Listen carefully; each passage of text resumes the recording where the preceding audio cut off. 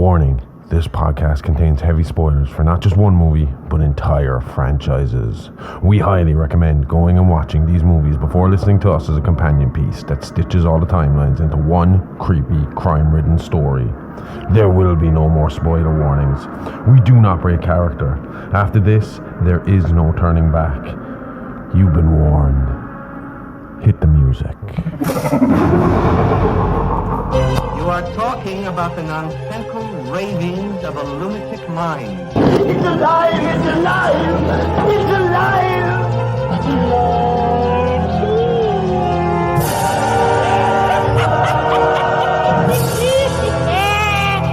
alive! It's alive!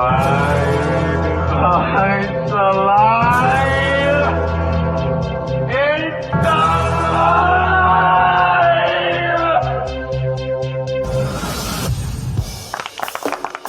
Hello and welcome to It's Alive podcast. This is a true crime, paranormal, interstellar podcast covering unbelievable stories that sound like they were ripped straight from the pages of a Hollywood script.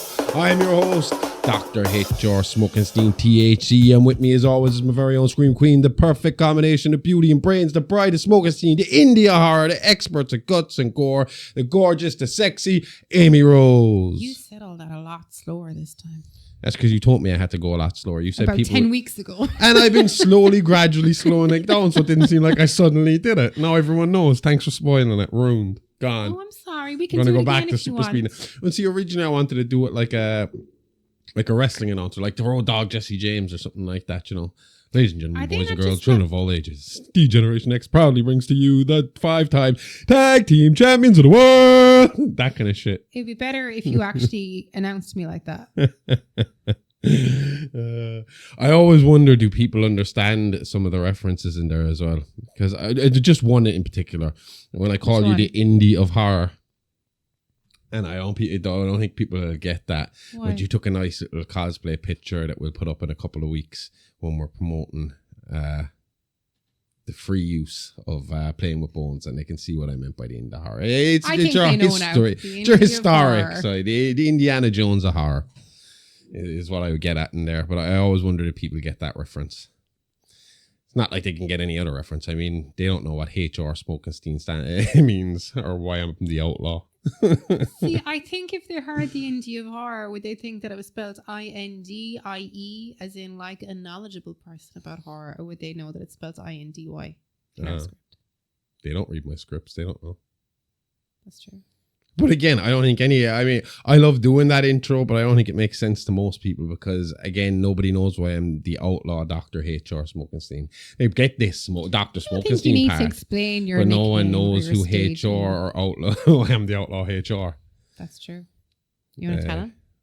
Oh, it's pretty simple. If you can go fucking YouTube it. I was a wrestler named the outlaw Harley Ray. He was. Then I got my doctorate in my THC was added on there, and decided to start using the family name of Smokenstein, and just left my wrestling name in there while I was at it. Smokenstein. Huh? Am I taking Smokenstein when we get married? Oh, awesome. Aimee Rose Smokenstein. A.R. Smokenstein. Oh yeah, HR and AR Smokenstein, the Smokensteins. What's the other version of THC?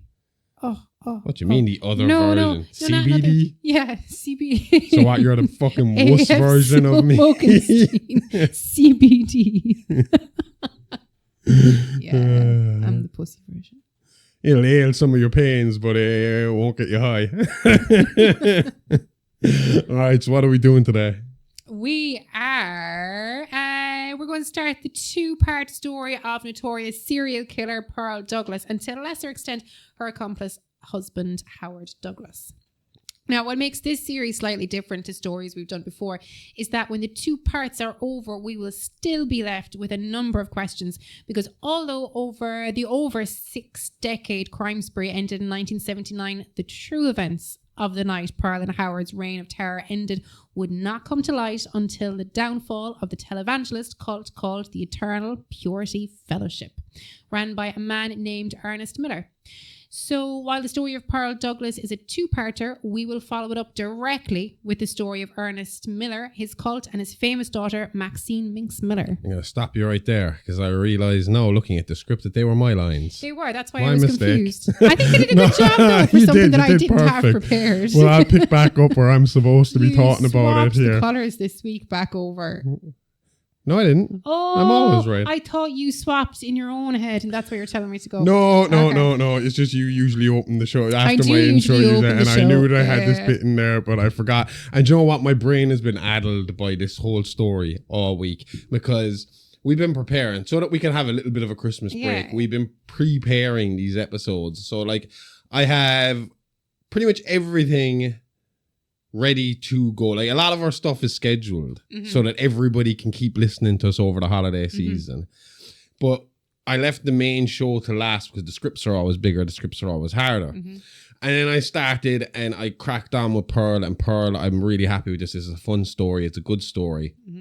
The second part, the first story, it's good too. It's awesome. It's a good story. That's not what I'm getting at. I'm downplaying my own story here. But things start to get more complicated after this one. Yeah, they do.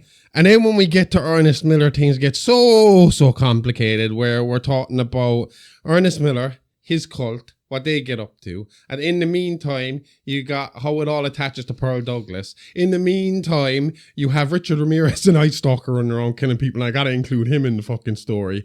And it got so overwhelming that I actually skipped writing the next 2 scripts and went on to write the last 3 scripts of the year. Oh, So yeah. I have forgot you said you were everything. doing that. Everything that we need to do is either written or recorded by the next 2 weeks worth of this story, because I was like, when I start this, it's a long slog. I gotta prepare for it. I gotta be ready for it. I gotta be in the right mind for it. When you're talking about cults, it just gets, do you know? Heavy? Or Complicated. Complicated. Confusing will be another good word for it. Confusing. Ernest Miller is a very confusing man, but we'll see how he ties into all this already. Nice. Now, obviously, we all know, well, I know, the famous adult entertainer turned Hollywood scream queen, MaXXXine Minx. I watch her in horror movies. I'm sure you do. Great horror movie actress. Never seen any of her other movies. You say that a lot about a lot of. We also know that after making a name for herself in horror throughout the slasher boom of the late 80s, her star dimmed a little. Like, that has happened to a lot of 80s slasher stars. You kind of get stuck in, you kind of get typecast to your genre, and it's hard. Yourself in, like, a lot of big actors and actresses would have avoided horror roles in the 80s. Because it typecast them. It's like the way in the 90s and 90s, a lot of the bigger male stars would have avoided pretty boy roles. You don't want to be typecast and stuck in the role. And horror, especially back in like the 80s, early 90s, it was seen as very lowbrow entertainment. A lot of wrestlers had similar problems. Guys who, like, there'd be entertainers who weren't making it in the business, and someone would say to them, well, you got the body for professional wrestling, why don't you go do that? It's like, because then I'll be fucking typecast as a professional wrestler. And up until The Rock, professional wrestlers didn't do very well in cinema. I mean, Roddy Piper did okay. He did okay. Hogan just was Hogan in every movie. Yeah. Fuck Hulk Hogan. But again, until The Rock turned up, and now John Cena's a great actor. Batista John Cena is fantastic. Batista's my favorite. fucking best. Absolute favorite. But it was similar for horror stars. But instead of drifting quietly to lower budget flicks and horror-con meet and greets, Miss Minx decided to cash in on her colourful, gore-filled real-life story, writing books and selling the rights for television and film. Not to be shortchanged, and with no next of kin to fight her on the case, Miss Minx also became the official biographer for the Douglas story, in particular Pearl, and she holds the rights to the story to this day, again, only selling them out for movies and TVs, cashing in on her trauma. So, we kick off today with a disclaimer. Little is known officially about the early life of Pearl Douglas, with no family to speak of and living a very private life on a secluded farm. So all information today is sourced from the only official biographer, MaXXXine Minx. And I'm not saying she's not a reliable source for this story.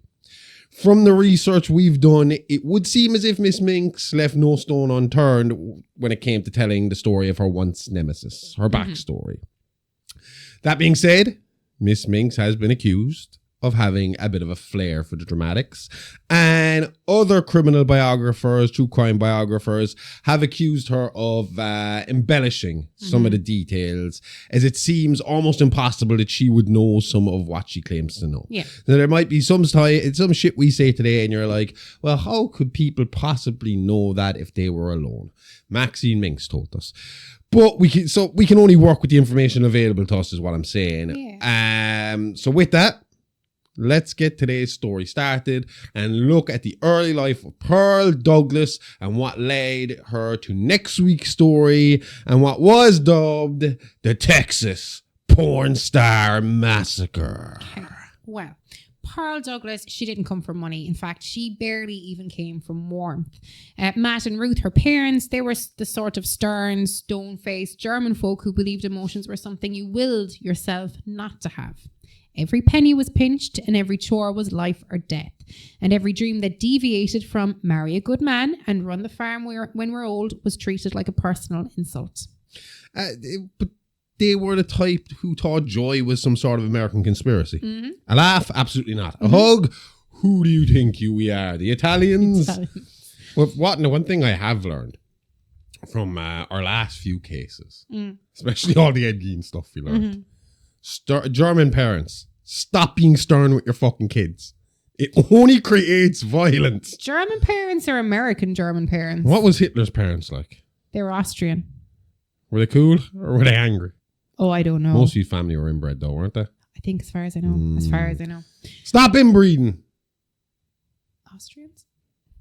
I'm not saying all Austrians. I don't want to insult inbreeding. anybody No. here. Just globally, Just stop inbreeding. Okay. Because funny enough, one of the stories I was working on this week that we're going to do over Christmas also involves inbreeding, but they're not a German family, so. Definitely not like second, third generation German. To the best of my knowledge, no. Okay. Well, I don't know. What sort of a surname is Letz? Sounds German. Let's Letz. Let me have a look. No. Shush. That's for weeks. We got a couple more weeks before that. We got to finish this series first. So we got three more weeks before we get to that. Yeah. I'll know by then. Okay. Well, Pearl was born wrong for the world that she was born into, basically. She wasn't made of that flinty, practical material that her parents worshipped. She was a dreamer. A girl who lived in storybooks, radio dramas, and those early pictures flickering in town. Anything that let her imagine being somewhere, anywhere other than that gloomy little farm. It's almost like she was born into the wrong generation. Yeah. When you were a Born kid. into the wrong generation or just wrong spot in America? I think even wrong generation. I mean, look at now. Oh yeah, she'd have. You've got access to things, and you don't have to wait to be discovered anymore. You can go out there and put your own work in. She would have found her goal of being famous easier to achieve. That's it.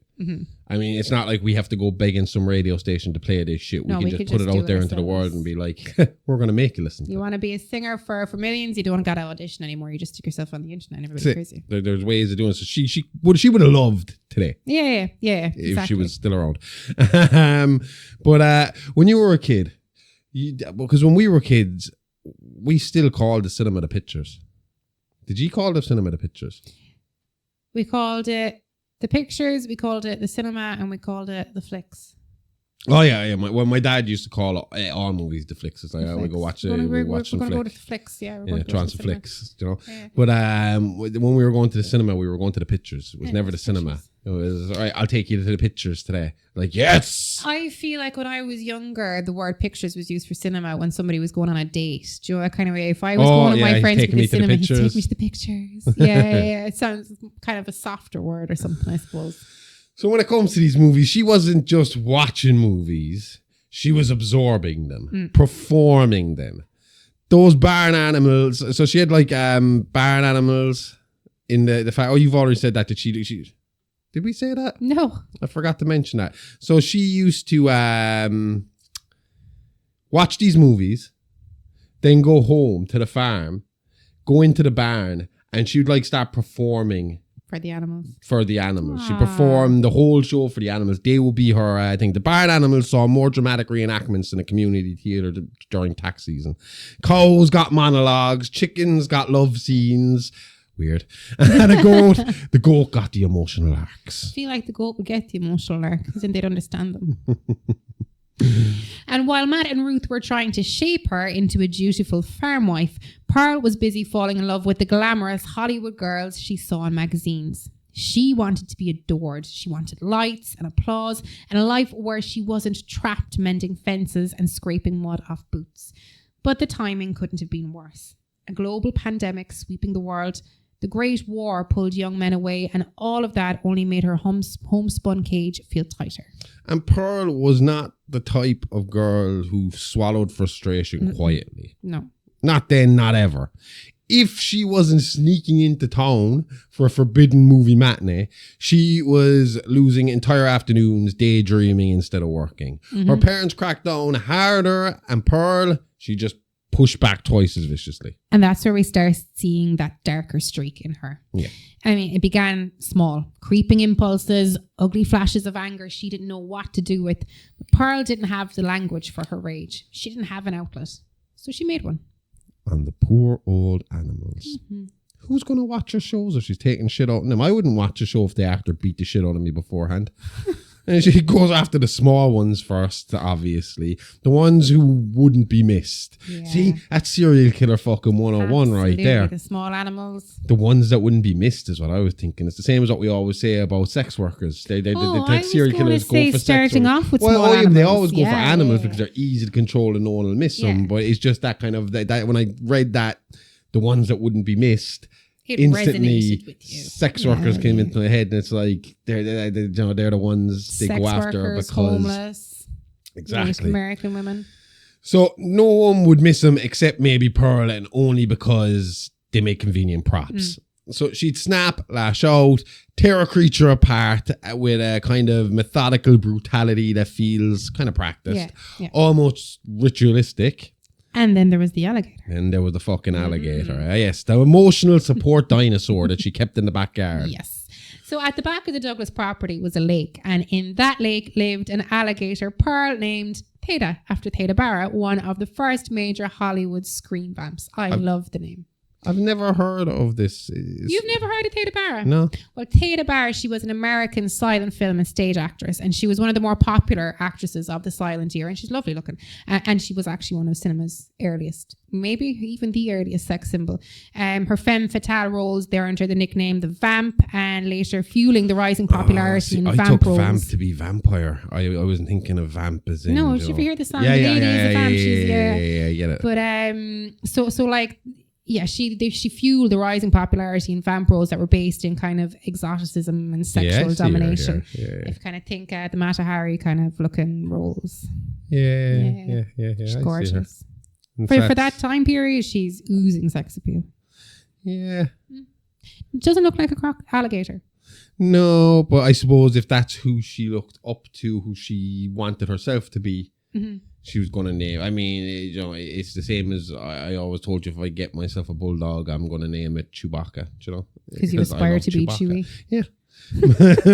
That's funny. I know you've got a Wookiee fetish, so I got to try and aspire. There's a name for that. What, it's a not Wookiee fetish? She now knows the name of the fetish. Just how far the Wookiee fetish has gone. She has learned the name. It is quite common for girls to have... a Wookiee fetish? Yeah. Yeah.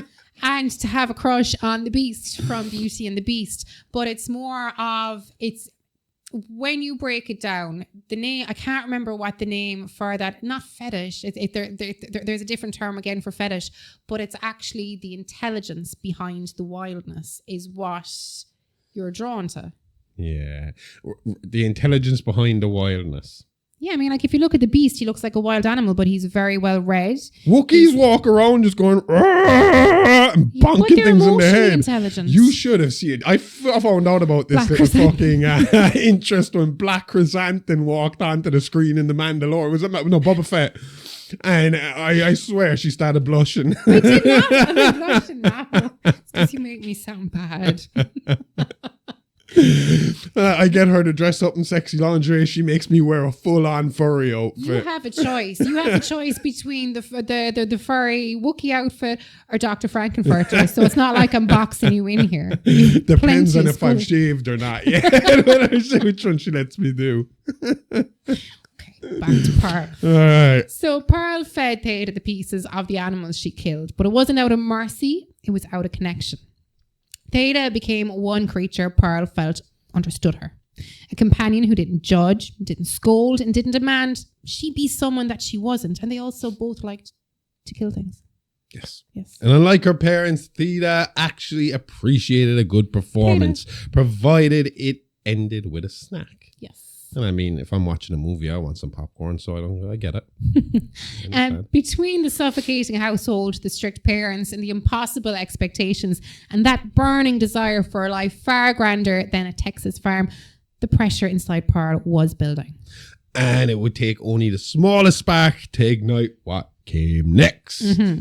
Howard Douglas came from a very different world than Pearl. Born in Texas in the 1890s, he was raised in a family with real money. Old money, land money, the kind of money that sends children to finishing schools instead of chores at dawn. He had one sibling even, a younger sister named Mitzi, and the Douglas household expected great things from their son. A gentleman's life, a respectable career, a respectable marriage. Instead, Howard looked at all the wealth and said, "No thanks, I think I'd rather sweat it out in the field." Which honestly makes him the only man in Texas history to disappoint his father by working too hard. Yeah. Hank Hill would have loved this kid. Oh, he'd been Hank's favourite. So against his parents' wishes, Howard took a job as a farmhand on Powder Keg Farms, Pearl's family land. He liked the simplicity of it, which is understandable, I suppose, in one sense. God, if they knew what was coming when they named that farm. Yep. He liked the early mornings and the honest work and the dirt under his fingernails. When he wasn't rebelling, he genuinely preferred that life. And for a girl like Pearl, trapped in a suffocating home with parents who didn't understand her, Howard was basically dazzling. Yeah. Tall, handsome, polite, and rich. That's the dream team right there. The ultimate Chad. Piss all the incels off. He could have walked up wearing a halo and a winning lottery ticket and the effect would have been the exact same. Yeah. And Pearl fell hard. And she fell fast. And she saw in Howard a ticket out, a future away from the bleakness of the farm. But she also understood instinctively that Howard was not a man who would accept the darker pieces of her personality. Not her temper, not her intrusive daydreams, and certainly not her extracurricular activities in the barnyard. You make him sound dirty. Well, they're not exactly pleasant. Depends on what movie she saw that day. Some people hide bad habits like biting their nails. Pearl hid the fact that she was feeding dismembered animals to her pet alligator. Relationship advice books do not cover. So she performed again, just like she did for the animals, and she presented a calmer, sweeter version of herself. Someone agreeable and manageable. Someone who didn't feel like she was being boiled alive by her own ambition, and it worked. Despite the Douglas family's objections, which were loud ones, Howard married Pearl in 1917 in a quiet ceremony. No glamour, but to Pearl, it was the first step towards escape. They'd spend hours down by the lake together, talking about the future. Pearl spun these long, starry-eyed threads about traveling the world, living in luxury, basking in applause. Howard, he just thought it was all playful daydreaming. A pleasant fantasy. He never suspected that Pearl meant every single word. The tragedy, of course, is that their life together barely had time to start. When the United States entered the First World War, Howard was immediately eligible for service. His wealthy family offered to pay a doctor quietly to deem him unfit, and that wasn't rare. That wasn't shocking. It was just how things were done in certain circles. But Howard was stubborn and honoured bound to a fault. He refused their help and marched himself straight into the enlistment office like he'd been preparing for battle his whole life. But that's the thing though as well. I mean, it's fine to say that it wasn't rare and wasn't shocking, but you would have an awful stigma on you. Being a young man staying at home during, such a big war where everybody else is sacrificing and putting themselves forward, Absolutely. Yeah. I mean, you see that today. I don't agree with it, but you see that today with this whole thing of we get a lot of Ukrainian refugees into the country, and a lot of the men are shit on for that reason. That's the first thing every fucking like racist, super left wing, super right wing. Super right wing nut will go for is, well, if they're eligible and they're of age, they should be over there fighting for their country. But how do you know they're not eligible? Have you asked this man their medical background? I mean, some of the people that you'd see online looking for houses over here in Ireland, and they get these comments, but some of them look like they're as skinny as my fucking baby finger. Like, do you know, you don't know what's going on in there. That's it. A lot of ailments aren't visible straight away. No. I mean, there's a lot of hidden disabilities.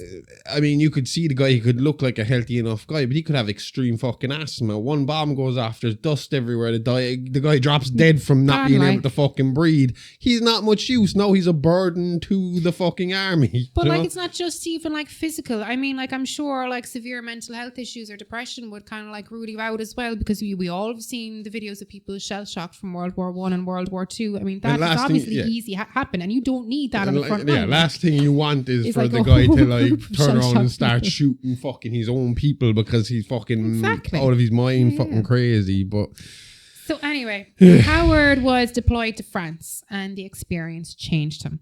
The trenches, the shells, and the chaos. Howard saw real combat, and he carried the weight of it. Still, he kept writing to Pearl reliable letters, gentle ones. A lifeline from a battered world. I'll be honest, you just watching Band of Brothers gets me fucking shell-shocked half the time. Oh my God, I get so emotional, Band of Brothers. When you're just fucking cuddled up in the fucking foxhole and there's just bombs coming everywhere. And just the idea of running at a wall of bullets. To me, watching it, it's like running at air that could kill you at any second. Because you can't see the bullets. You can't see the danger coming at you. All you're seeing around you is a bunch of you running, and as you're running, one at a time, people are just dropping to the floor dead next to you. Like 1 minute they're there, next minute they're gone. I mean, if that doesn't fuck you up, along with the constant... You're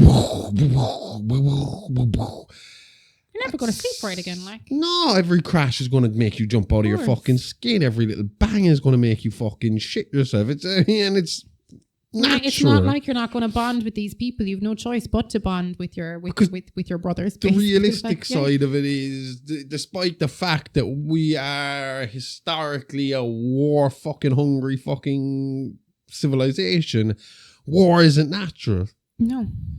And this weird thing about war is it's all to do with imaginary lines drawn on a map.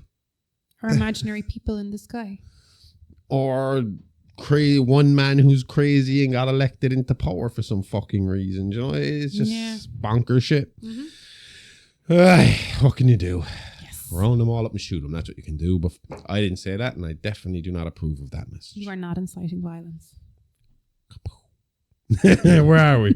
Right there. Anyway, meanwhile, Pearl was back home, dreaming bigger, wanting more, and waiting for a man who had no idea just how much darkness and how much hunger was growing in her without him. There was one more early warning sign with Pearl, one that tends to get glossed over because it's uncomfortable, even by the standards of this case. So not long after she married Howard, Pearl became pregnant. And Howard was thrilled. Even Pearl's stern parents allowed themselves a moment of joy. But Pearl wasn't celebrating. Because a baby wasn't a blessing in her mind. It was a wall, a very tiny, very loud wall between her and Hollywood. You got to look at it. I mean, even... It would have been back then. Yeah. Back then, it would have been 10 years ago. Would have been 20 years ago.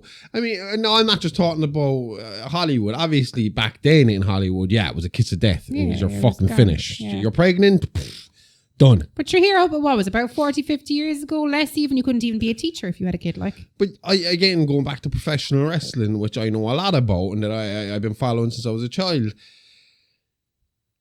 A woman in wrestling gets pregnant. That's it. Done. Finished. Becky Lynch herself has said like that this is the first generation of female wrestlers who are able to get pregnant and come back to their job. But Jade Cargill has a kid. You know? Yeah, but before that was completely unheard of. Like that just didn't happen. Because number one, if you're having a baby, your body isn't going to be what we want it to be anymore. So you're out.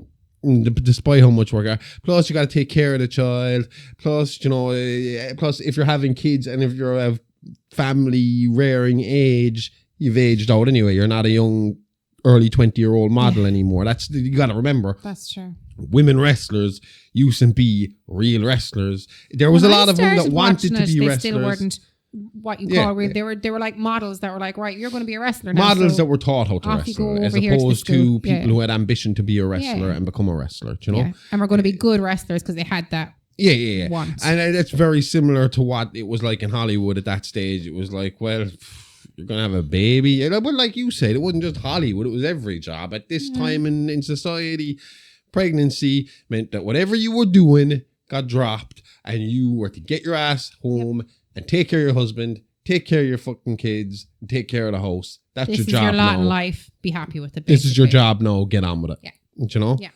So the pregnancy pushed Pearl into a deep depression. She stopped leaving her room. She stopped speaking and she stopped pretending. That burning ambition inside her, it didn't dim, it twisted. And then about 5 months in, Pearl suffered a miscarriage after falling down the stairs. And let's put a generous set of quotation marks around that word. Falling. Sorry, I did it one-handed. It's a major one. So officially nobody questioned it. I mean, accidents happen. Grief happens. But biographers and honestly the patterns in Pearl's life suggest something else entirely. That Pearl may have thrown herself down those stairs on purpose. Not out of despair, but out of preservation. Preserving her dream, preserving her image of the future, and preserving the part of herself that believed she wasn't meant for a farm or for motherhood, but for the spotlight and fame. See, this is where this whole pro-choice thing fucking comes in. Mm-hmm. You want women throwing themselves down the stairs the whole time? Idiots. Yeah. And that choice, if it was a choice, tells us Pearl Douglas was already willing to harm herself, her unborn child, anyone, if it kept her fantasies alive just a little longer. Exactly. And while Howard was overseas in the trenches of France, another war was closing in on Pearl from all sides, the Spanish flu.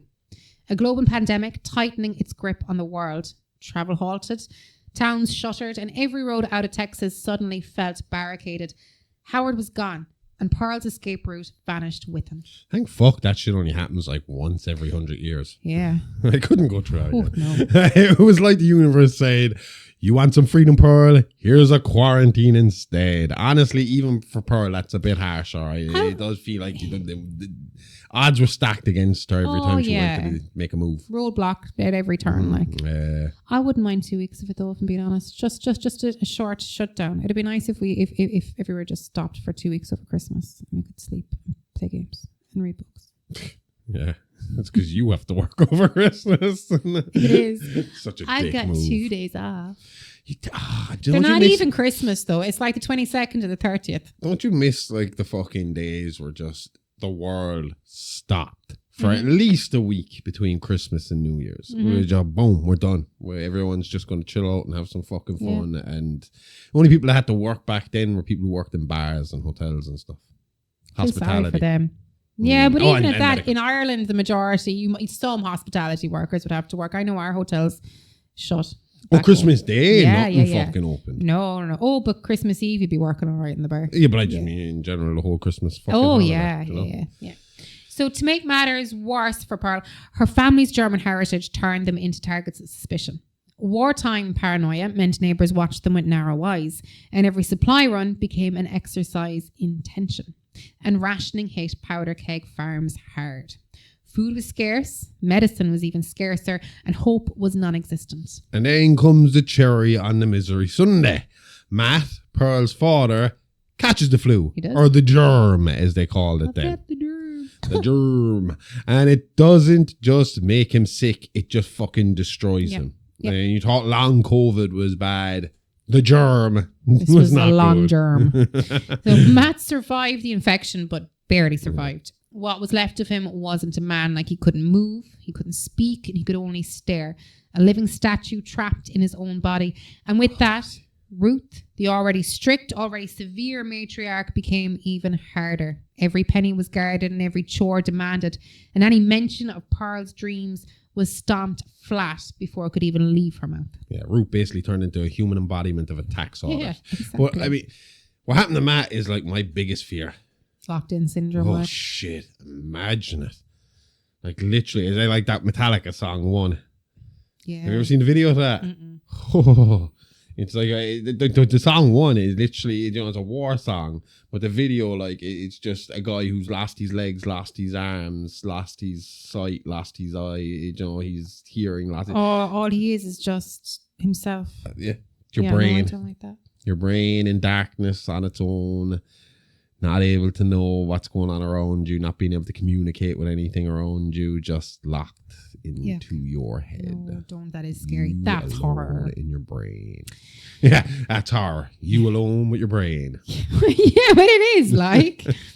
So, but Pearl didn't Could break. make the cheapest fucking horror movie ever. Just a black screen with a voiceover of a guy thinking and his thoughts and his insanity as it goes on over the hour Sounds and a like half. Buried, but more intense. Well, imagine that selling everybody on just a black screen. So, if anything, for Pearl, the confinement made her fantasies burn brighter. She still slipped out to the pictures when she could, and she still rehearsed her performances for the cows and the goats. Still pictured herself on dazzling stages where her real life collapsed around her. And then Ruth made a choice. She put Pearl in charge of caring for Matt. Which is one of the worst parenting decisions in American history. Mm-hmm. It's up there with letting a kid keep a pet rattlesnake. Well, is it defanged? Huh? Is it defanged? From what I learned doing this story, no, Pearl is most definitely not I meant the defanged snake. and won't be defanged for a very long time. Pearl is the rattlesnake. Yeah, that's true. Do you know? Yeah. But Ruth thought responsibility would force Pearl to grow up, and you could kind of see the line of thinking. Yeah. She thought it would force her to accept reality and to understand that life requires duty and sacrifice. But instead, it gave Pearl a new outlet for all the aggression, resentment, and wildness she'd been forced to hide. There's nothing says future serial killer like put them in charge as someone who can't run away. Mm-hmm. Plus, I question the sense here. We have suspicions that Pearl threw herself down the stairs so she wouldn't have a baby to take care of. So now we're going to give her a person who requires changing, feeding, Washing. taking care of. Bringing him for walks. It's just less brittle. So it's like, well, she broke the last one. Give her a rougher one. Give her a more sturdy one. This one should be fine. Who's not as sturdy as he used to be. So Pearl took full advantage. She pinched him when no one was around. She mocked him. She teased him. And she'd bathe naked in front of him, speaking softly about her dreams of stardom, of escaping Texas forever, and of living a life drenched in California excess. Her father, trapped and powerless, became a captive audience to her fantasies and her cruelty. I will say one thing, right? Mm. Because I was thinking about this whole bathed naked in front of him. I don't see a problem with it. Because considering the situation he finds himself in, I don't think he's going to get horny to his naked daughter. I don't think any naked woman at that point could save the fucking day. I think if your problem is like locked in somewhere where you can only like move your eyes around the place and nothing else moves for you, I don't think sex is high on your list of No. thing. I don't think you're seeing her boobs and going, oh, I wish I could move my hands just so I could give him a squeeze. But don't I get think hurt, it's don't just get hurt, like- don't get hurt. Yeah, I think it's still basically like, this fucking sucks. Everything fucking sucks. And all this bitch won't shut the fuck up about Hollywood. I can't fucking stand this shit. Because I imagine being paralyzed and forced to third wheel your own daughter's Hollywood delusions. That's not care. That's psychological waterboarding, you know? Absolutely. I think like the nudity, the nakedness of this situation of the bathing, I think that's on the lower scale of the offending of what she did. Oh, absolutely, You know? 100%. So between the pandemic, the isolation, the rationing, the judgment from neighbours, the trapped father, and the suffocating mother, Pearl's world narrowed into something twisted. And every day, every hour, every chore pushed her one step closer to a breaking point. And in the middle of all this chaos, Howard at war, Matt incapacitated, Ruth tightening her grip, Pearl got a surprise visit from Mrs. Douglas in Mitzi. Howard's mother came bearing food supplies, including a full roasted pig, apple in mouth and everything. A gesture of genuine charity, or at least genuine wealth. Yeah, a whole pig in 1918, like... it's like showing up with a bouquet of €100 notes at this point. It's luxury, like it's like this is only the rich and would have it to give out to give. I don't think it would be a problem for someone who owned a farm, but to be able to give away a pig. But if you think about it, when I was getting quotations for like when we were getting married, and because we've always wanted a pig and a spit, I'd be happy with just a pig and a spit. $2,500 for one fucking pig. But that's an actual full pig, from what I've been led to believe, because this eventually ends up on the table. It would only be it's like a piglet. Also, little pig. Tiny thing. Yeah. Can you eat piglet meat? I thought you gotta have wait till they get bigger. That could just be this thing. We know by the end of the story it'll fit in a fucking kitchen table, so I mean it can't be that big. Yeah, that's true. But Ruth wanted nothing to do with it. Pride is a powerful thing, and Ruth's pride could probably stop a freight train. She refused the pig outright, saying that they didn't need someone else's handouts. And since she wouldn't let Mrs. Douglas take it back, the poor animal's carcass sat on the porch, rotting. Slowly. Publicly. Because nothing says we're doing fine like letting a pig decay on your doorstep like some kind of passive-aggressive lawn ornament. And while their mothers argued subtle class warfare, Pearl and Mitzi took the opportunity to catch up. Months of quarantine had kept them apart, and Mitzi had all the town gossip ready to spill. But one piece of news electrified Pearl. There were dance auditions happening that week at the community hall. A travelling church troupe was performing, a morale booster meant to bring joy to Texans who'd been battered by war and disease. Mitzi planned to audition, and Pearl immediately vowed she would too. Because nothing lifts the spirits quite like a pandemic dance team. I'm sure the cheerio was incredible. 1, 2, 3, don't sneeze on me. I wonder, is that how Ring a Ring a Rosie started? Later that day, Pearl made a supply into town, supposedly to pick up medicine for her father. But as always, she found time for a detour, a quick movie at the Picture House. Sitting in that dark theatre, dreaming again, she met a man who would become a spark in her already volatile imagination. So that was the projectionist, David Kent. I wish we started calling it the Pictures again. I like the Pictures. It sounds cool, isn't it? Yeah. And going to the talkies. So yeah, Dave Kent, every girl's dream, some guy in a dusty boot surrounded by fire hazards. David was charming in the way drifters often are. Soft-spoken, confident, mysterious, because he had nothing to lose. Pearl told him she wanted to be in the movie someday, and instead of dismissing it like everyone else in her life, he encouraged her. He told her she had the look for it and told her she could be someone. And Pearl absorbed every word like gospel. Well, you tell Pearl she could be famous. That's basically handing a pyromaniac a box of matches and saying, I trust you. Go stay in my house for the night. You'll be fine. So before she left, David made her an offer. She could come back anytime, use the back entrance, and watch any movie she wanted for free from the projection room with him. Nice. It was a small doorway, but for Pearl, it felt like the first real crack in the walls that kept her trapped her entire life. Yeah. And for all Pearl's small victories, meeting David, sneaking off to the movies, home was never far behind. That day, despite the projectionist's generous offer, Pearl had still paid for her ticket.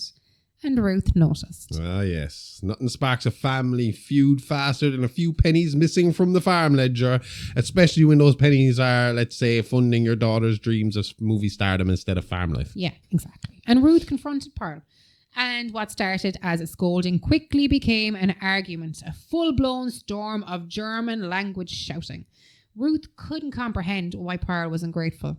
To her, Pearl had everything: food, shelter, family, a husband, security. Wasn't that enough? Well, you know what?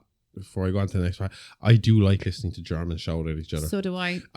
It's the one thing I enjoy about Hitler is listening to him screaming and losing his mind, his hair flapping all over the place. It always just sounds so fucking... I don't know. I think it's because the first time as a child that I had seen Hitler screaming like that was in a Looney Tunes cartoon. Yeah, in my head, when I think of him screaming like that, it's like, you know, in the silent movies, and they had the wind up cameras, so sometimes they go a tiny bit faster and everything kind of moves. He's there jumping, and the hands going out and jumping and just going like really, really fast in my head. I don't think that he was, but it's that kind of cartoonish image though. No, I remember there was one. It was a Daffy Duck cartoon. It's banned. Banned now, which yeah, is I know it. ridiculous because it's just him taking the piss. I think there might have been one or two maybe Asian stereotypes thrown in there that got it banned. That got it banned. But there was the big German Nazi bird and his little Nazi sidekick, kind of who wore. He was like a tiny bird, but you never really saw him bar the beak in his eyes because the helmet was too big. Yeah, I know him. He was Schultz. Yeah. I remember that because the taller bird would always be going Schultz, and when he got angry at him, and Daffy Duck was fucking with the two of them. But eventually, near the end of the cartoon, he gets away on a plane and it comes out of one of the fighter planes down on a parachute and he lands right into Hitler's arms as Hitler's giving one of his speeches, and beforehand he's all and obviously Good German. I've also seen this done on South Park multiple fucking times That's as well, why you've got because good German. Cartman does have a thing for Mr. Hitler as well. He does. Anyway, where were we? So we were talking about. I get confused sometimes. I run off on a tangent and just forget where I am.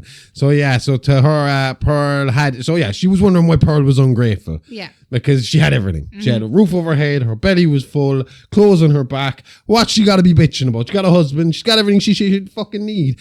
So apparently not though. Yeah. Because because Pearl didn't want all that. She wanted Hollywood. She did. And she wanted it yesterday. And Pearl tried to reason with her mother. She even offered a compromise. If Ruth would allow her to audition for the dance troupe, she would promise to abandon the dream if she was told that she had no talent. She just wanted one chance. One tiny chance to twirl around the community hall and prove her worth. And Ruth still said no. Classic paternal sabotage. Yep. And the argument escalated. Voices turned into shoving into struggling, and struggling into tragedy. In a moment Pearl would later call an accident, she shoved her mother toward the open flames of the fireplace, and Ruth's dress caught up instantly. Nothing like a little domestic pyrotechnics to really liven up a Tuesday afternoon. Panicking, Pearl threw boiling water at her mother to try and put out the fire. But it was too late. Ruth was badly burned. And Pearl dragged her to the basement, leaving her to suffer, still breathing, still conscious, while Pearl abandoned her terrified, helpless father upstairs. And then, because, of course, Pearl didn't just sit around, didn't want to just sit around. No mourning, no hesitation. She went back to town, back to the pictures, to David, free admission. Her dreams of stardom were waiting, and nothing, even a mother on fire, was going to stop her. It was a turning point. Pearl had crossed the threshold from cruelty towards animals to violence against a human being. And she did it in a way that would haunt the rest of her life and define it. Yeah. If ever there was a time to ask, where does the farm girl go from here? The answer is already written in the ashes, isn't it? The movie Pearl watched that night wasn't anything she'd ever seen before. Not a Hollywood spectacle, not a wholesome romance, not a melodrama to make her swoon. No. David Kent showed her something completely different. A then illegal underground film reel he'd shot himself. Pornography. Something that was too scandalous, taboo, and technically a crime. And in true Pearl fashion, didn't face her one bit. Some girl see sin, Pearl saw stardom. David's intentions were clear. He wasn't planning to send Pearl to Hollywood. His ambitions were far smaller, or maybe far darker. He wanted her as one of his new actresses in these art films. He dreamed of expanding in Europe, where audiences were more permissive. See, this is the thing, right? Because I don't want anyone to misinterpret the phrase maybe darker. It's darker when you're coercing somebody. Yeah. If someone makes a decision to do this... It's not dark. It's your decision. Go for it. You're happy with doing it. We all support you. I enjoy watching your movies. You're very good at what you do. But if it's a case of tricking somebody into the position, doing a fucking... What's that fuckface's name from fucking the UFC guy, the influencer that all the boys like... Oh, Andrew Tate. Yeah. If you Andrew Tate them, then it's darker. Yeah. And then he's Andrew Tating her. It's come with me and we will make films, and then you get there and you're You slept with 1,000 men and you're a woman with good morals, Bonnie Blue. That is exactly what he said to her. You are a hard working woman, good man.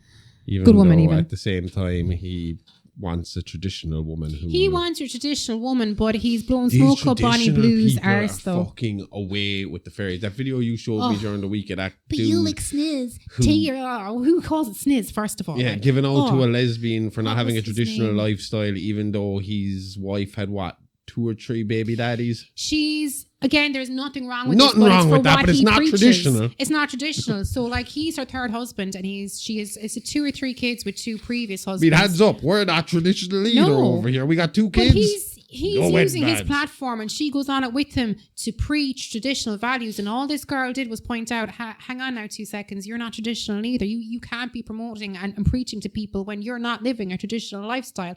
And she said something about the wife, like having the 3. And he was like, you lick sniz, keep my wife's name out of your fucking mouth, fucking Will Smith in it, instead of giving her a backhand. But it's just that instant turn, as in no, fact, you can't prove me wrong, so I'm going to offend you by giving out to you for doing something that you like. See, this is like, because again, I don't want my words misinterpreted. No. But this is like what I said before. It's like You can't point the finger because they'll always be pointing back. Traditional. If you want to be traditional about it, like old school traditional, then you should both be virgins when you get fucking married. It's the same as when we were going on about this fucking whole thing of people calling gay sex unnatural. And I pointed out, Joe, is like, well, technically, any sex that is not to procreate and make children is unnatural. It's not what we're supposed to do, which makes it not natural. Doesn't make it bad. It just means it's not. I mean, by definition, Every time that you have sex and you don't get pregnant, it's unnatural. well, no, if you're sex, attempting to get pregnant, I assume that's the loophole. But if you're having sex for pleasure or for recreational uses. Yeah. Then that's there. And if it's in any place bar the vagina, you are instantly unnatural. So I mean, you can't go around telling gay people they're unnatural when you have unnatural sex with your wife every time you do it to not have a child. Exactly. You know, unless every time you have sex, the goal is to impregnate her. Unnatural. Animals don't have sex for fun. They do it to make more animals. So we are the exact same way. Anytime you watch porn, anytime you go to Unnatural. Unnatural. I'm unnatural and proud. I'm going to get a stamp that says unnatural. And every time, unnatural. Untraditional and unnatural, and I'm fucking proud of it. And that man clearly doesn't lick sniz either, and his poor wife. Who, me or him? No, that guy that was given out to that girl for... I'm not even going to say that word again. It's nasty. Who calls it that? What a fucking 5-year-old. Like, to be honest, it's a really weird way of announcing to the world that he's a really small wiener. But and that he doesn't give his wife any good time. I eat pussy and I'm proud. That's lies. No, I'm joking. Okay, where were we? It's the tongue thing. So where were we now? I keep going off this. So art films. So like I said, Pearl didn't give a shit though. He was trying to coerce her, but Pearl didn't need any coercion. She would have went along with this either way. Fame was fame. Big screen was big screen. Dancing on a stage, parading in a community hall, or appearing in a risque film. It all fed the same hunger. And in her mind, the world watching her, admiring her, validating her beauty and her power, that's what mattered. So didn't make a difference what type of movie it was, as long as it was a movie. Exactly. And this moment would become pivotal in her history. Later, the murders she committed, her signature killings, would be sensationalized under the media tag, the Texas Porn Star Massacre. And it all traced back to that night, that film, the intoxicating mix of glamour, attention, and forbidden allure. Yeah, Pearl had no shame about sex, no moral hang-up. She's like, oh, she's cool. Until she does all the bad stuff, then she's not going to. She saw desire, even voyeurism, as proof she was special. Someone wanted to see her, and to Pearl, that made her exceptional, beautiful, untouchable, irresistible. See, this is again why she would have done perfect in this time. Between Instagram and OnlyFans, Pearl had been happier than a pig in shit. The money. The excitement of escaping Texas for Europe with David and of leaving farm life behind ignited Pearl's impulsive side. That night, despite being married to Howard even, she slept with the projectionist. Not romance, not love, ambition in flesh and blood. A warning label if there ever was one. Don't mix obsession with opportunity. It rarely ends quietly. And the next morning, David drove her home so she could prepare for the dance troupe audition. But it was on that ride, with the adrenaline of the night still burning, that Pearl finally snapped. And by snapped, we don't mean a minor outburst. This wasn't a shove or a shove gone wrong. This was where the cruelty that had been hiding behind daydreams, barnyard theatrics, and small acts of rebellion became something monstrous, deliberate, unstoppable. And from that moment, there was no turning back. Pearl Douglas's descent into murder, the true start of her serial killing career, had begun. After David brought Pearl home that morning, she put on a show of care for her father. Matt had been left helpless for hours, but Pearl made sure he was clean, presentable, and ready for her guest. Everything had to look perfect, and everything had to appear normal. A clean farmhand, a tidy farm girl, and a projectionist, none the wiser. Appearances, Pearl's first weapon. She brought David to her room under the pretense of intimacy. But the quiet of the farmhouse was shattered by sudden noises from the basement. Ruth, barely clinging to life after Pearl's previous attack, thrashed and screamed in her final death throes. And here's the thing, David heard it. And he reacted like any normal man would react. Curiosity mixed with concern. Pearl quickly explained it away as the rowdy family dog just screaming downstairs. Well, our dog screams. Yeah. Our dog, when we leave him out the back, we know he wants to come back in from outside, not because he scratched at the door or barks. Whines. It's because we hear this outside the door. And then I know the dog is outside the back garden. He literally screams to come back to get inside. in. I'd say he doesn't want to bark anymore. She kept her tone casual, but her mind was already calculating the next step. Because that's Pearl. Always calculating, always performing, always one step ahead. And next, she led him to the barn, the space where she performed her little shows for the animals. And she explained everything, detailing the animals' names and routines, as if giving him a backstage tour. And in doing so, she accidentally revealed a crucial truth. The family had no dog.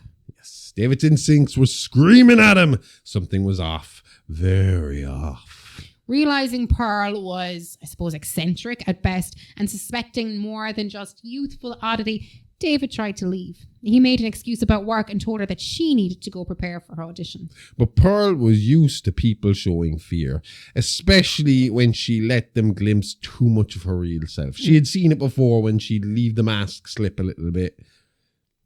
This person, they saw too much. Yeah. They're uncomfortable. Exactly. So she confronted him. She was angry, furious, demanding to know why he had suddenly grown cold, accusing him of using her, of never having any intention of taking her to Europe. And then as he moved towards his car, she snapped. And she grabbed a pitchfork and in a brutal, deliberate act, she stabbed David repeatedly. She then disposed of his body in the lake, letting Theda, the alligator, consume him. The car, however, remained where it lay. Which was in the lake. I forgot to mention that she'd moved the car, pushed it in the lake. Did what all Norman used to do, except Norman's swamp used to swallow it. Theda couldn't swallow the car, unfortunately. And just like that, Pearl crossed the line. Not an accident this time. Not a momentary lapse. She didn't accidentally fall in a struggle or any shit like this. This was a statement. This was the first act of a career that would become infamous. And by this point, Pearl wasn't just dreaming about that dance troupe. She was living it in her head. She packed a travel bag, put on her best dress, and painted herself up like she was already on a poster. In her mind, she was gone. She'd left the farm long before her feet even touched the road. But dreams have a way of leaving loose ends. And Pearl knew she couldn't leave those loose ends riding around back at home. Exactly.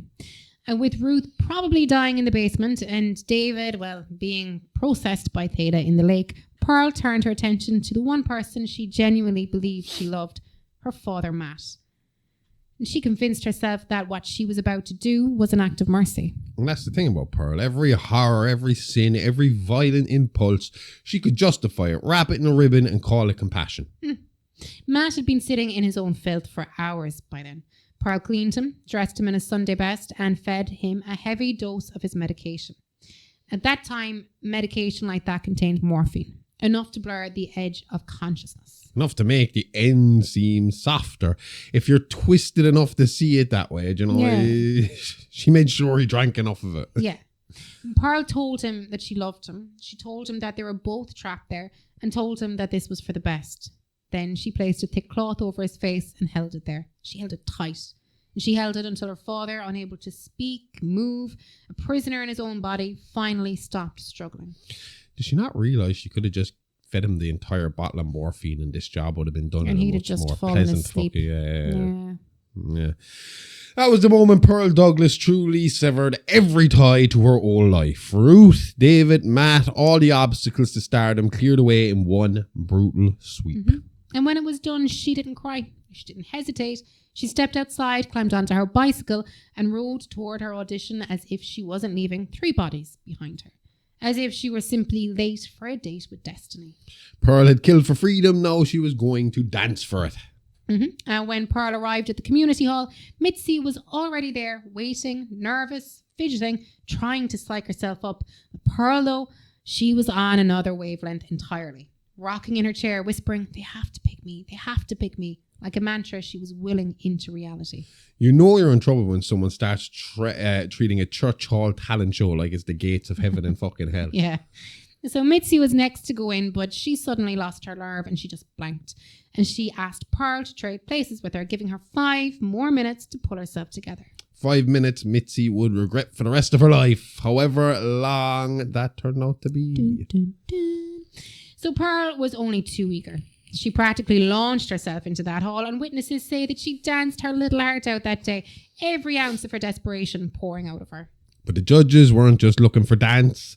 They wanted the sweet blonde next door, the clean-cut, all-American angel to parade around Texas as a symbol of hope. And Pearl was not that. No. Not to them. Like, sure, she had the moves, but they'd seen those moves 100 times before.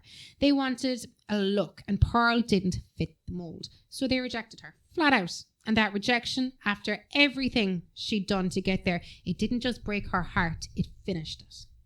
Turned it black as tar. But you'd have to imagine, too, being told, well, you got the talent, you just don't have the look, will be soul-crushing. It's like, I can do this. You're just not happy with how I look. I mean, blonde hair, I can go home and fucking dye my hair blonde. Let's just do that. You know, what's the problem? But obviously, if you've seen, we posted pictures of Pearl on our Instagram today. Promoting what she, you know, they're black and white because, I mean, from the time period. You can still tell she's a pretty girl.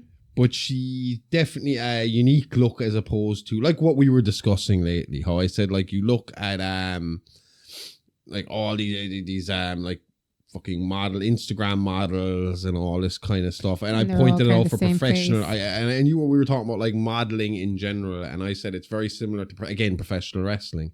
I said, well, when it comes to professional wrestling, you can rather be really good looking or really quirky looking. If you're plain looking, nobody gives a fuck. You're not going to get there anyway. And I don't mean plain as in ugly, but as in there's no standout conventional. Feature. Yeah. You could be beautiful, but still not have anything quirky about you. You need a bit of quirk about you. Yeah. And she didn't. She did have it, but she had it in the wrong way. For them. Yeah. They were looking for more of the plain white bread, baby face fucking look. It's weird considering, I mean, like what they were fighting over in World War I, and they were still looking for that Aryan looking American. Yeah. So you kill your mother, Mercy kill your father, Fork a projectionist, and then and then someone says, "Sorry, hon, we're going in a different direction." I can see how that might sting a little. Yeah. So after her own audition, Mitzi found Pearl at the back of the hall, sobbing uncontrollably. No theatrics, no posturing, just raw despair. Mitzi did what she could to comfort her, but it was like trying to stop a dam with a napkin, basically.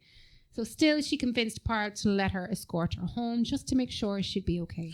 And spoiler alert, she would not be okay. No.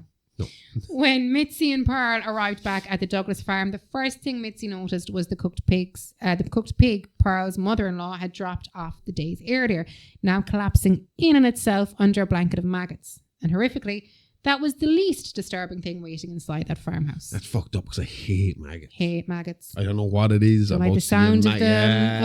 Yuck. No. If the welcome mat is a rotten pork carcass, you turn around, you just fuck off. It should be a basic survival instinct. Yeah, if they're willing, if this is still there, straight away. Yeah. So they stepped inside and the kitchen looked like a tornado had thrown a tantrum in it. Pots overturned, scorch marks, furniture shifted. The aftermath of Pearl's fight with Ruth was still written across the room. Pearl sat Mitzi down and told her everything. Not just that she was heartbroken. No, she said she was afraid. Afraid of what people would think if they ever found out who she really was and what she was capable of. And above everyone else, she was worried about Howard, what he'd think if he saw the real Pearl. To be fair, by the way, honey, while you were storming trenches in France, I started auditioning for the title of Worst Person Alive. Isn't the easiest conversation to have. No. Pearl unspooled her entire soul to Mitzi. And she talked about the dreams she'd held since childhood, the Parisian fantasies, the Hollywood lights, the glamour she thought marriage would unlock for her. She confessed her resentment toward Howard for choosing the war over her, and she admitted that sometimes she wished he wouldn't come back from France. And then she went deeper.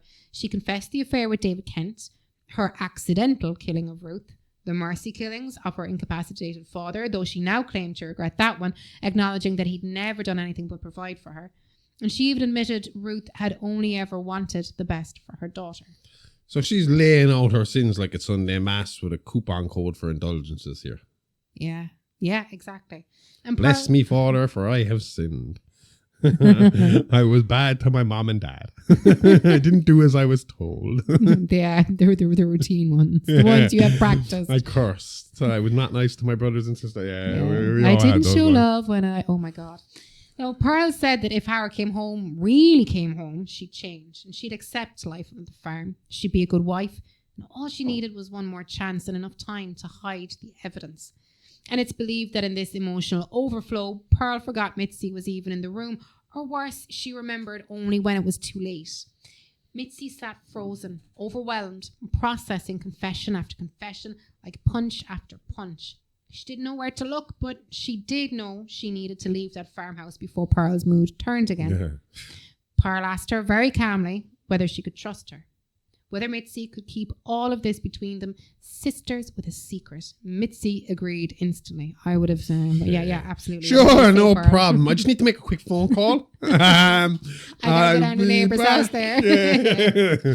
She'd have agreed to anything if she meant it could get off that farm alive.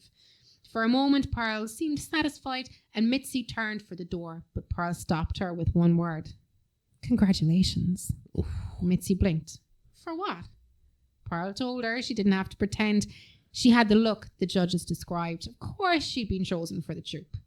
Mitzi hesitated and then she admitted it. She'd been accepted. And that's when Pearl's face changed, hardened, tightened. Yeah.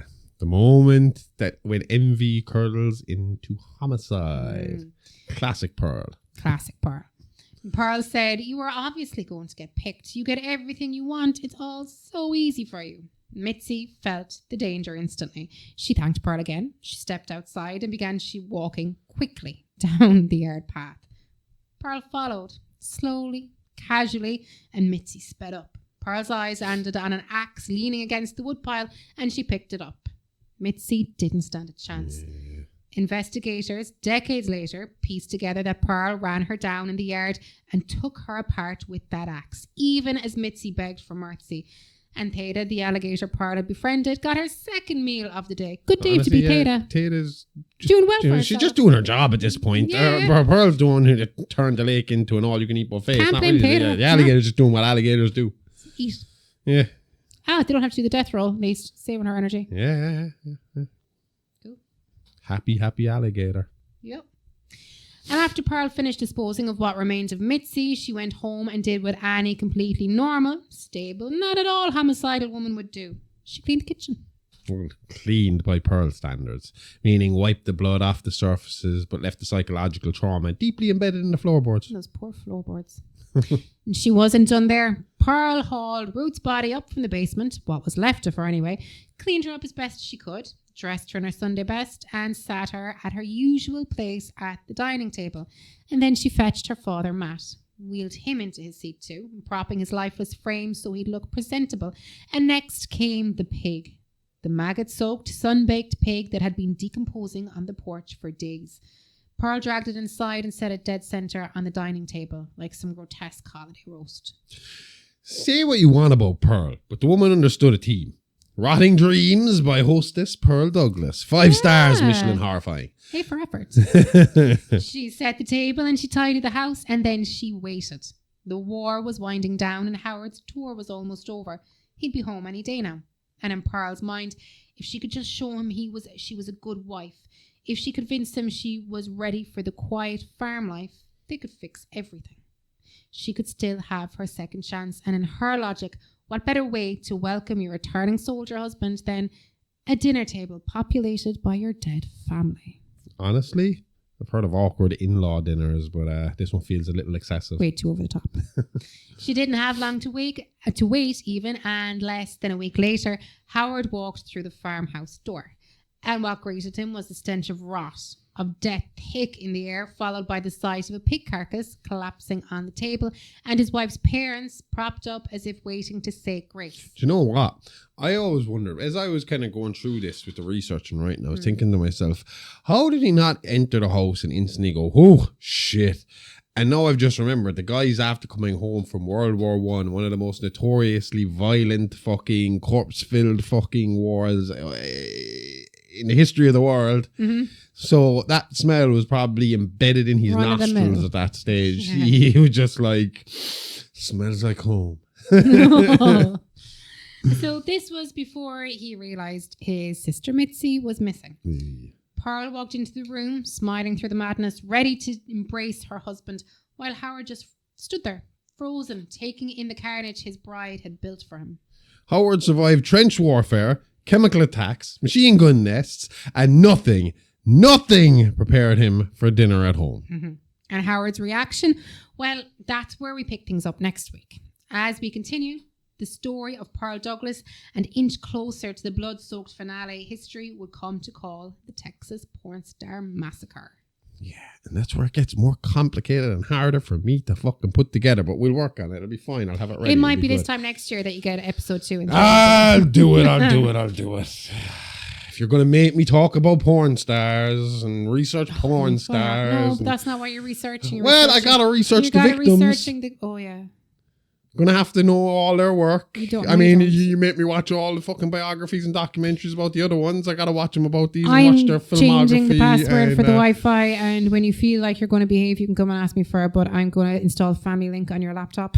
So for research this week, I need a box of tissues, some lotion, and a lock on the door. That's not true. I'll be good. Why would you lock the door? I don't know. It's not like I haven't seen it. Do you know what I was just thinking? Completely off subject. To take us away from this, because we will talk about this next week again. But I was just thinking, right? Because obviously, people who are watching us know that we got to read this shit in front of us, right? In our laptops. Yeah. But I'm getting a little projector for Christmas. So, if we hook the projector up to my computer, put it there, and project the script up behind the camera, we can start looking at the people while we talk. We tried this before and you said it didn't look natural. That's because we took this little screen here, put it underneath and tried to blow it up, and we were constantly trying to scroll and stuff. This will be better. Trust me. I know what I'm doing. Be fine. Okay, cool. We'll try So we can make eye contact with you while we talk about disturbing things. I look at the audience every so often. Talking about people getting ripped apart, torn apart, cut up, eaten, and we can look you dead in the eyes while we do it. Brilliant. You're weird.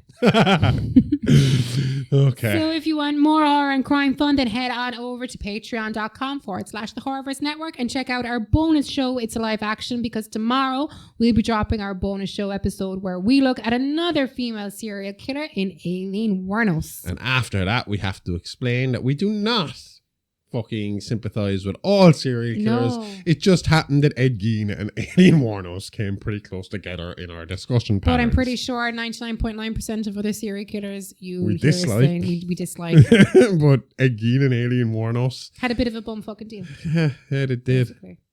If they could have been friends, maybe that would have saved both of them. Roommates, bosom buddies. Yeah, I feel like they would have gotten on. No, I feel like they would have gotten on really well. do you think? Yeah, because Ed would have been fucking a bit more fucking. Ed was a sub, right? He wasn't a Oh dom. no, yeah, definitely. So he would have just done whatever Aileen wanted. Yeah. And he would have just been happy to have another dominant woman running around telling him what to do. See, that's the thing. All Ed Gein really needed was a dominatrix. And Aileen would have been happy because he could have dressed up in the boobs for her. See? Could have stopped there. We could have stopped so many deaths. So many deaths. There's a massive time difference though there, Josh. Well, once time travel is a thing, we'll go back, we kill Hitler, and then we go save Ed and Aileen. Okay, cool. Deal. Make them roommates. And reboot The Odd Couple. Oh, what a show that would be. While you're on Patreon, check out our other exclusive shows like Aimee's Horrific History Show, Playing with Bones, and my Celebrity Rap Sheet, which is now on its sexy. Where we were on episode 3 came out this week. Yes. Episode 3 came out this week, and we are talking about I'm only saying I don't know because we recorded all of them all at once now. It is just 3. to get it knocked out. So 3.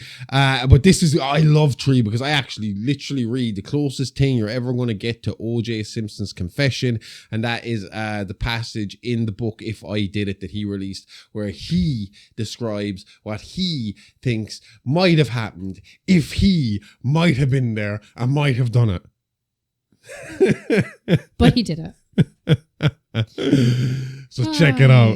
All that and mini monsters are available now at the Horrorverse Network on Patreon. Subscribe now for only $5 a month with a 7-day free trial for all new subscribers. And if you're into gaming, you can catch me on Twitch every Monday from 10 p.m. to midnight Irish time, which is 4 p.m. to 6 p.m. Eastern time. That's on Twitch at Aimee Rose 9. And you can check us out on socials at Alive Live Pod and at Aimee Rose IAA.